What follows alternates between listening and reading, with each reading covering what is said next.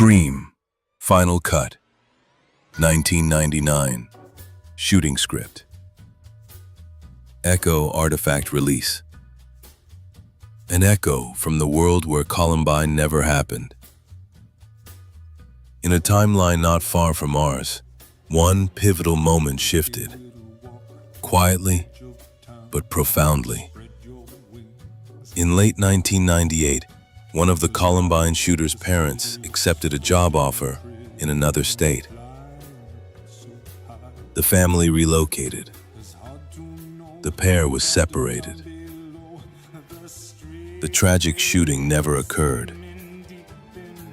Because of that shift, Kevin Williamson's original vision for Scream 3 was allowed to thrive. There was no panic over violence in media, no last-minute gutting of the script, and no censorship of its meta-horror brilliance. What emerged was Scream Final Cut, a bold, cerebral, and sinister continuation of the mythos that leaned into its legacy rather than away from it. Set 1 year after the events of Scream 2, Final Cut opens on Halloween night in Woodsboro.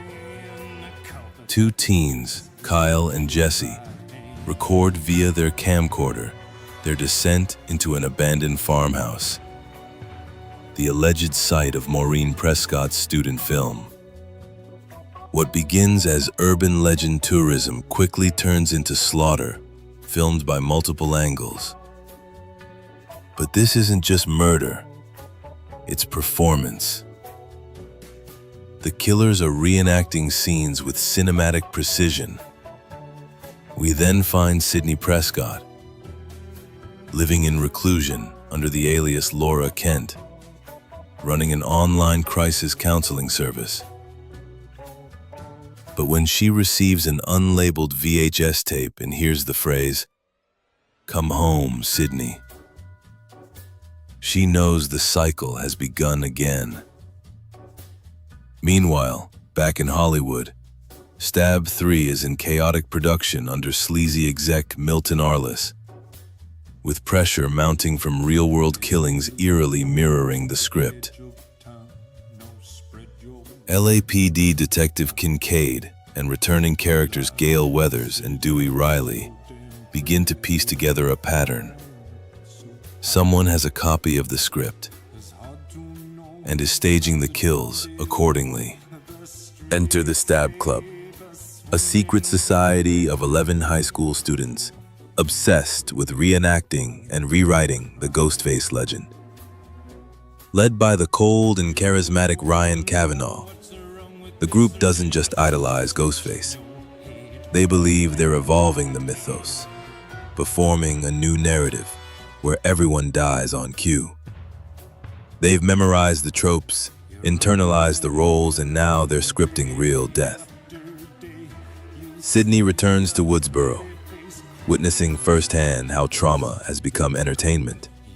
Kids film pranks in Ghostface masks, shrines appear on lockers, and the past is being reassembled like a haunted puzzle box. One by one, members of the Stab Club begin dying in rehearsed scenes, but one prop knife mishap turns deadly, splintering the group's faith. One member, Lexi, begins to question Ryan's leadership, only to find herself trapped. Another, Jade, is arrested and speaks in riddles. "We all died for her, Sidney. That was the plan."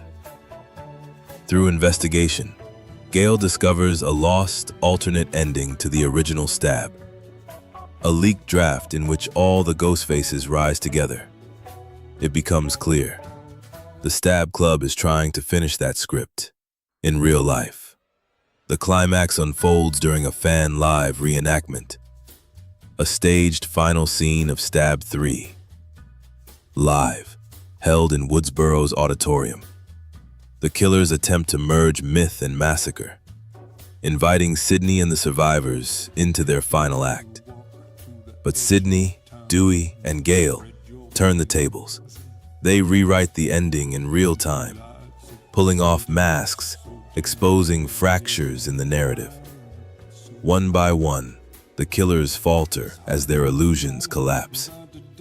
In the end, Sidney doesn't just survive.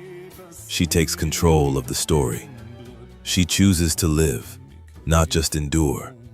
The trauma is no longer commodified, no longer weaponized. Ghostface is stripped of meaning.